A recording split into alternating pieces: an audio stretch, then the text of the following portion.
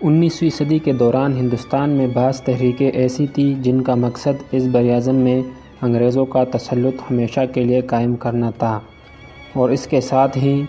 اس ملک کے مسلمانوں کو یہ باور کرانا تھا کہ اب انگریز اس ملک کو چھوڑنے والے نہیں ہیں، اس لیے انہیں اپنے آپ کو غلامی پر راضی کر لینا چاہیے۔ ان تحریکوں کے قائدین کا ایمان تھا کہ انگریز اب عبدالآباد تک بنا رہے گا، اور اس خیال کی تائید میں سیاسی خیال آرائی اور وحی والہام کی تائید مہیا کی گئی۔ لیکن قدرت کو کچھ اور ہی منظور تھا۔ انگریز جس کی ابدی غلامی مسلمانان ہند کی بہتری کے لیے ضروری قرار دی گئی تھی، ایک صدی پوری نہ گزری کہ وہ خود ہی ہندوستان چھوڑ کر چلا گیا، اور اس کی وفاداری کا دم بھرنے والے بزرگوں کی سیاسی بصیرت کا بھرم کھل گیا۔ اب تاریخ کی یہ بولجبی بھی غور طلب ہے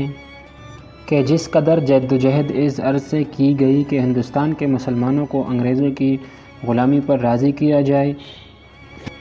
اسی قدر مسلمانوں میں انگریزوں کی غلامی سے نکلنے کا جذبہ فروغ پاتا گیا، اور جس قدر کوشش مسلمانان ہند کو عربوں اور ترکوں سے متفرق کرنے کی ہوئی، اور اسی قدر جذبہ عربوں اور ترکوں سے ہمدردی کا بڑھتا چلا گیا۔ ہندوستان کے مسلمانوں نے انگریزوں کے جبر و استبداد کے باوجود جدوجہد آزادی میں بھی اپنا بساط سے بڑھ کر حصہ لیا، اور عربوں اور ترکوں سے محبت اور ہمدردی کا مظاہرہ بھی کیا۔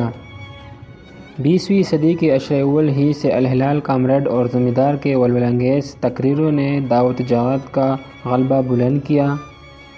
اور مسلمانان برعظیم نے اس دعوت پر لبیک کہنا شروع کیا۔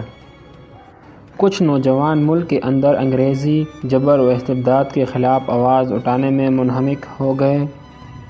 اور کئی ایک جماعتیں بنا کر ملک سے باہر چھپتے چھپاتے نکل گئے، تاکہ ترکوں اور عربوں کے ساتھ مل کر ان مغربی طاقتوں کے خلاف نبرد آزما ہو، جو عرب اور ترک حکومتوں کے خلاف جارحانہ جنگ و جدل کا میدان گرم کر رہی تھی۔ وہ نوجوان جو اس زمانے میں اس براعظم سے جہاد و قتال فی سبیل اللہ کے لیے اپنے گھر بار چھوڑ گئے تھے، ان میں سے بہت کم تھے جو زندہ سلامت واپس آ سکے۔ بہت سے اسی زمانے میں مقام شہادت پا کر ہمیشہ کے لیے وحی کی خاک میں مل گئے۔ ان خوش قسمت نوجوان مجاہدین میں ایک عبدالرحمن پشاوری بھی تھے، جن کا تذکرہ اس کتاب میں نظر ناظرین کیا جا رہا ہے۔ مجھے اسلام کے اس عظیم پرزن کو دیکھنے کا شرف حاصل نہیں ہوا، البتہ ان کا ذکر پہلی مرتبہ کسی تفصیل کے ساتھ سننے کا موقع اس وقت ملا جب 1933 میں جدید ترکیہ کے مجاہد کبیر غازی حسین رؤوف بے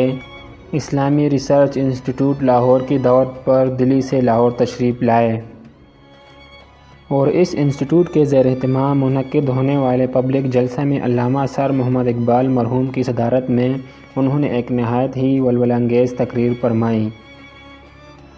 غازی موصوف جب لاہور سے پشاور تشریف لے گئے تاکہ مرحوم عبدالرحمن پشاوری کے گھر اور گھر والوں کو دیکھے، تو اس موقع پر مجھے پہلی مرتبہ عبدالرحمن اور رؤوف بے کے برادرانہ تعلقات کا علم ہوا، اور اسی وقت یہ اندازہ بھی ہوا کہ ترک مجاہدین اور ان کے اعزاء و اقرباء کے دلوں میں عبدالرحمن کے لیے کتنی محبت اور عزت تھی، اور اس شہید ملت نے اپنے وطن کا نام دنیا میں کتنا اونچا کر دیا تھا۔ غازی حسین رؤوف بے نے مجھے بتایا کہ عبدالرحمن شہید کو ان کی والدہ محترمہ نے بیٹا بنا لیا تھا، اور اس لیے وہ ایک طویل مدت تک ان کے گھر میں گھر کے ایک فرد کی حیثیت سے قیام پذیر رہے۔ عبدالرحمن پشاوری شہید کی پوری زندگی طاغوت و طاقتوں کے خلاف مسلسل جہاد تھی۔ وہ طالب علمی کے زمانے ہی سے اسلام اور مسلمانان عالم کا درد اپنے دل میں پالتے رہے، اور کلمہ اللہ کے لیے اپنے آپ کو مسلسل تیار کرنے میں منہمک رہے، اور جو ہی ان کو موقع ملا وہ میدان جہاد میں کود پڑے، اور جس طرح بھی بن پڑا وہ اپنے گھر بار کو خیر بات کہہ کر ڈاکٹر مختار احمد انصاری مرحوم کے طبی نوبت میں شامل ہو کر اپنے ترک بھائیوں کی مدد کے لیے اور خدمت کے لیے ہندوستان سے باہر چلے گئے۔ انہوں نے اسلام کا پرچم بلند کرنے کے لیے ہر قسم کی قربانی پر ہمیشہ خندہ پیشانی سے آمادگی کا اظہار کیا اور اس راہ میں جس قدر بھی مشکلات و مصائب پیش آئے انہیں پورے صبر و تحمل کے ساتھ برداشت کیا۔ وہ ایک نڈر مجاہد اور بہادر سپاہی تھے اور دنیا کے بڑے بڑے مصائب بھی ان کو اپنے راہ سے منحرف نہ کر سکے، اور وہ مسلسل اپنے ترک بھائیوں کے شانہ بشانہ جدوجہد حیات میں شریک رہے اور ترک قوم کے چھوٹے بڑے سبھی لوگوں سے حراجت سین حاصل کرتے رہے۔ جب ڈاکٹر انصاری مرحوم کا طبی وفد ہندوستان واپس آ گیا تو اس وقت بھی عبد الرحمن شہید نے ترک بھائیوں کا ساتھ نہ چھوڑا اور انہوں نے مستقل طور پر جدید ترکیہ میں سکونت اختیار کر لی اور مختلف حیثیتوں سے خدمات سرانجام دیتے رہے۔ انہوں نے اپنے خلوص اور قربانیوں سے اپنے ترک بھائیوں میں بے نظیر اعتماد حاصل کر لیا، اس حد تک کہ ترکی حکومت نے ان کو افغانستان میں اپنا سفیر بنا کر بھیجا اور انہوں نے سفارت کے فرائض بوجہ احسن ادا کیے۔ عبد الرحمن شہید کو نامعلوم افراد نے راستہ چلتے ہوئے رات کے اندھیرے میں گولیوں کی بوچھاڑ سے زخمی کیا اور زخموں کی تاب نہ لا کر وہ اسپتال میں چند روز کے بعد حالق حقیقی کے حضور میں پہنچ گئے۔ ان کے قتل کے اسباب کے بارے میں کوئی فیصلہ کن بات نہیں کہی گئی۔ مختلف باتوں سے میرے نزدیک سب سے زیادہ قریب یہ ہے کہ انہیں غازی حسین رؤف بیگ کے دھوکے میں قتل کیا گیا، اس لیے کہ وہ شکل و شباہت میں ان سے بہت ملتے جلتے تھے۔ غازی حسین رؤف بیگ کی باتوں سے میں بھی یہ متشخص ہوا کہ وہ اپنے منہ بولے بھائی کے قتل سے بہت زیادہ متاثر اس لیے ہوئے کہ ان کا قتل خود ہی ان کی مشابہت کی وجہ سے ہوا ہے، مگر اس قتل کا سرا اس زمانے کی ترکی کے سیاسی حالات میں تلاش کرنا چاہیے۔ ترکی کی سیاست نے ایک نیا رخ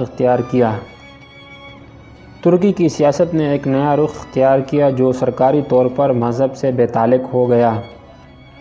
حالانکہ ترکی کا سلطان صدیوں سے مسلمانوں کا خلیفہ یعنی جانشین پیغمبر اسلام تھا۔ ہندوستان کے مسلمان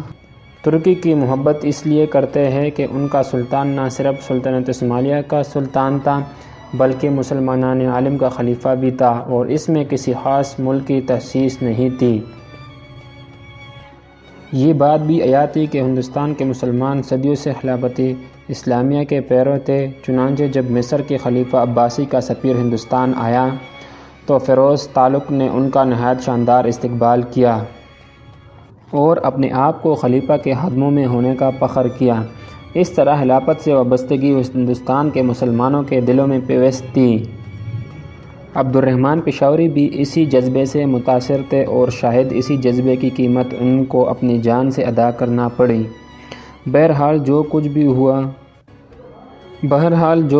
ہوا عبد الرحمن شہید نے اپنے جان نثار کر کے آنے والے نسلوں کے لیے قربانی و ایثار کی ایک بے مثال نشانی چھوڑی۔ کاش ان کے نشان راہ پر چلنے کا جذبہ زیادہ سے زیادہ مسلمانان نوجوان کے دلوں میں پیدا ہو۔ اگر ایسا ہو جائے تو کہا جا سکتا ہے کہ عبد الرحمن شہید کی قربانیاں رائے گاہ نہیں گئی۔ 1857 کے خونی ہنگامے کے بعد سید احمد خان نے مسلمانوں کی تباہی پر غور کرنا شروع کیا تو انہوں نے اس تباہی سے نکلنے کے لیے تعلیم جدید یا مغربی تعلیم کا نسخہ تجویز کیا۔ اس کے لیے انہوں نے انگلستان کا سفر کیا اور وہاں کے نظام تعلیم کا بغور جائزہ لیا۔ پھر اس تعلیم کو ہندی مسلمانوں میں جاری کرنے کے لیے انہوں نے علی گڑھ میں مدرسہ اور کالج کھولا، اس خیال سے کہ مغربی تعلیم کا انتظام انگریز پروفیسران بہتر کر سکتے ہیں کیونکہ ہندوستان اس وقت انگریزوں کے زیر تسلط تھا۔